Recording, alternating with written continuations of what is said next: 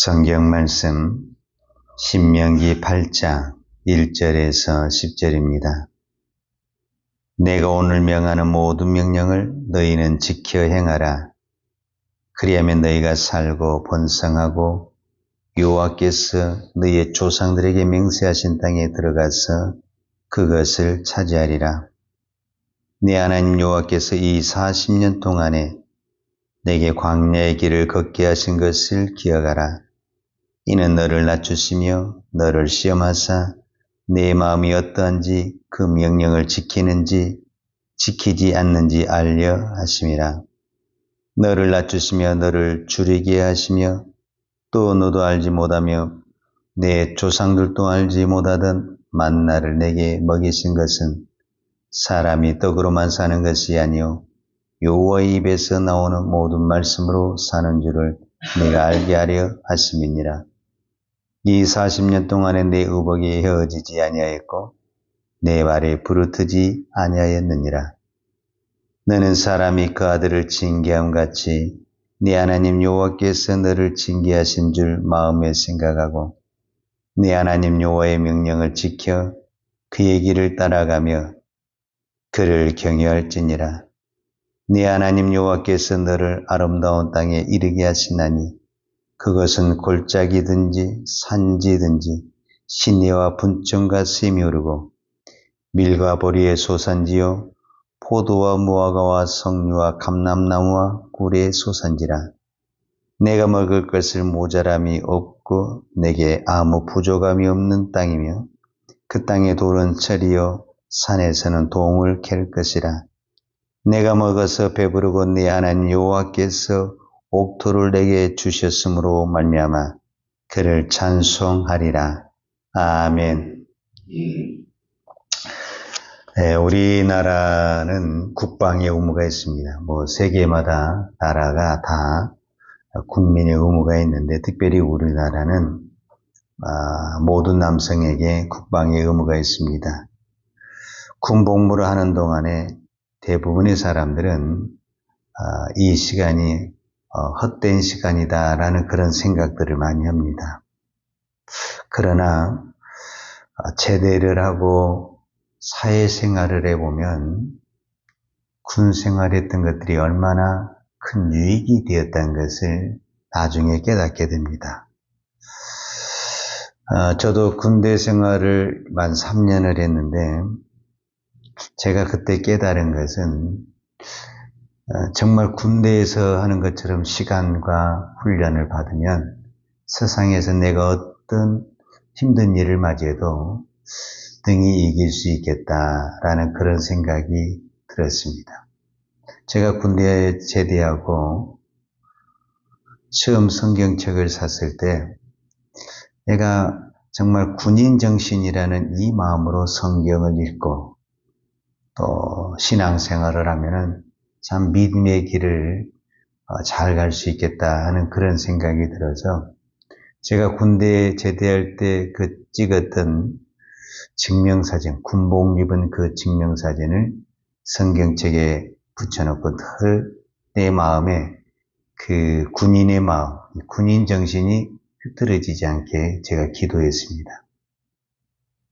제가 왜 이야기를 하냐면 오늘 신명기 8장에 하나님은 모세를 통해서 이 말씀을 하십니다. 오늘 8장 2절에 보면 내 하나님 여호와께서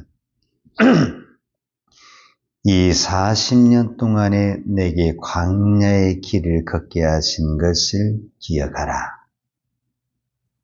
하나님이 이스라엘 백성을 40년 동안 오늘 우리로 가자면 훈련을 시켰다. 그렇게 말씀하고 있습니다. 그 이유가 뭐냐? 이는 너를 낮추시며 너를 시험하사 내 마음이 어떠한지 그 명령을 지키는지 지키지 않는지 알려 하심이라 그랬습니다. 이 40년 동안의 목표가 뭐였냐? 즉 훈련의 목표가 뭐였냐면은 하나님의 말씀을 지키는지 지키지 않는지. 그런데 이 하나님의 말씀을 지키다, 그 이전에 나온 단어가 이는 너를 낮추시며 그랬어요. 자, 우리는 여기서 낮추다라는 단어를 겸손하다 이렇게 우리가 생각할 수도 있지만 하나님이 우리를 낮추다라는 이 말씀에는 어떤 의미가 있냐면 대부분이 하나님 앞에 내가 불순종하고 거역하고 저 세상의 사람들이 하나님을 안 믿는 그 근본의 이유가 뭐냐면 내가 내가 하나님이 위에 있는 거예요. 내가 하나님의 위에 있는 사람은 하나님을 가르치는 사람이에요. 그러니까 하나님은 우리는 어디 밑에 있어야 되냐면 하나님의 밑에 있을 때 우리가 무엇을 하게 되냐면 순종을 하게 되는 거예요. 그런데 내가 아무리 순종하겠습니다. 이렇게 해서 순종이 된 것이 아니고 내가 밑에 있게 되면은 지혜가 밑에, 능력이 밑에, 내 모든 것이 밑에가 있으면, 즉 하나님 밑에 있게 되면은 하나님의 것이 다 옳습니다. 그러니까 우리가 자동으로 순종이 되죠. 근데 내가 더 많이 안다고 생각하고 내 경험을 이야기하고 내 생각을 이야기하고 내 방법을 이야기하는 그 순간 내가 하나님 위에 있는 거죠. 그러니까 순종이 안 되죠. 하나님은 철저하게 이 광야의 생활을 통해서 이스라엘 백성들을 뭐였냐? 낮췄다래요. 낮춰. 그리고 그 40년 동안 딱 한 가지 목표를 냈는데 그 목표가 뭐였냐? 순종이었다라는 거예요. 자, 우리가 이렇게 봤을 때 하나님이 순종이 얼마나 중요했으면 이 순종 하나를 훈련시키는데 40년이라는 시간을 썼을까? 즉 40년 동안은 하나님이 훈련했는데도 그러면 이 이스라엘 백성들이 온전히 이 순종의 사람이 됐는가라고 말을 했을 때 누구도 완벽하다고 말할 수는 없죠. 그거는 우리 자신을 보면 알죠. 내가 지금 신앙생활한 것이 40년이 넘잖아요. 근데 내 자신 하나를 보더라도 그렇게 내가 하나님의 말씀에 순종하겠습니다. 고백을 해도 우리는 순간순간 불순종하고 내 욕심으로 판단하고 세상의 기준으로 판단할 때가 얼마나 많습니까? 그래서 우리는 이 예배가 참 중요하죠. 그러나 우리가 잘 아는 대로 사무엘상 15장에 보면은 무엇이라고 그럽니까? 이 제사보다 더 중요한 것이 순종이다. 이렇게. 순종이 제사보다 낫다. 이 말은 우리 모든 믿는 사람들이 다 알고 있습니다. 오늘 우리에게서 예배는 생명과 같은 거예요. 그런데 그 예배보다 더 위에 있는 것이 뭐냐? 순종이다. 이렇게 이야기를 하는 겁니다. 왜 이 순종이 중요하냐? 제가 이 말씀을 보면서 제가 깨달은 것은 순종을 한다는 것은 하나님이 내 위에 있다는 것이고 오늘 우리의 개념은 하나님이 내 안에 나를 다스리는 거예요. 그래서 순종이라는 것은 내 의지로만 되는 것이 아니라 하나님이 내 안에 충만히 계셔서 하나님이 나를 온전히 다스릴 때 온전한 순종이 나온다. 이렇게 정의할 수 있죠. 자, 이 부분을 보면 우리가 쉽게 이해할 수가 있어요. 자, 이스라엘 백성, 오늘 우리는 어디에 관심이 많냐면 환경에 관심이 많아요. 애굽에 있느냐, 광야에 있느냐, 가나안에 있느냐. 그 환경에 따라서 우리가 믿음이 요동을 하고 흔들리기도 하고 순종하기도 하고 불순종하기도 하고 그러죠. 그런데 하나님은 환경은 중요하지 않아요. 지금 이 말씀을 통해서 이스라엘 백성에게 우리에게 요구한 것은 뭐냐면 순종이라고 그랬거든요. 그렇다고 한다면 내가 어디에 있든지 순종의 자리에 있다고 한다면 그 환경은 하나님의 나라, 천국이 되는 것입니다. 즉 이 말은 내가 광야에 있어도 순종의 자리에 있으면 거기는 광야가 아니라 젖과 꿀이 흐르는 가나안이 될 수가 있습니다. 그러나 내가 실제적으로 적과 꿀에는 가나안에 간다 할지라도 내가 순종의 자리에 아닌 이 불순종의 자리에 있다고 한다면 가나안은 젖과 꿀이 흐르는 땅이 아니라 광야와 같고 멸망과 같은 그런 환경이 된다라는 것입니다. 우리가 잘 아는 찬송가 몇 장입니까? 우리가 잘 아는 찬송가 438장에 보면 이런 말씀이 있잖아요. 높은 산이 거친 들이 초막이나 궁궐이나 내 주 예수 모신 것이 그 어디나 하늘나라. 초막에 있든 궁궐에 있든 이거 환경이잖아요. 내가 초막에 살 수도 있고 궁궐에 살 수도 있잖아요. 그러나 우리는 그 환경이 중요하죠. 내가 어디 지금 환경이 있느냐, 어떤 집에서 사느냐, 우리에게 있어서는 이거는 대단히 중요하죠. 그러나 이 찬송가에도 분명히 기록이 초막이나 궁궐, 이건 중요하지 않다. 내가 그 어디나 있을 수 있다. 광야에 있을 수도 있고 가나안에 있을 수도 있다. 그러나 내 중심에 하나님이 계시고 순종의 자리에 있다고 한다면 거기는 뭐가 되느냐? 하나님의 나라, 천국이 된다. 이렇게 말씀하셨습니다. 오늘 우리가 이 말씀을 보면서 왜 하나님이 이 이스라엘 백성들에게 40년 동안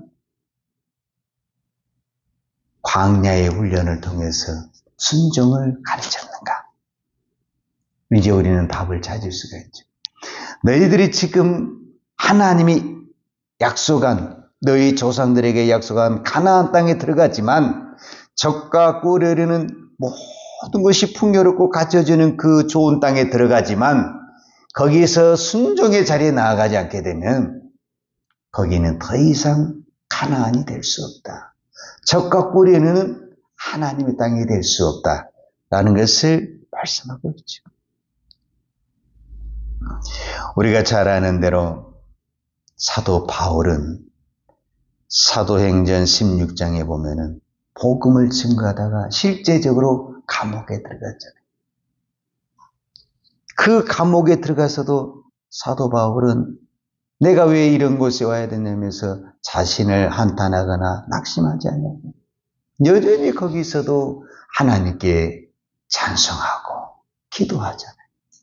즉 환경은 중요하지 않아요.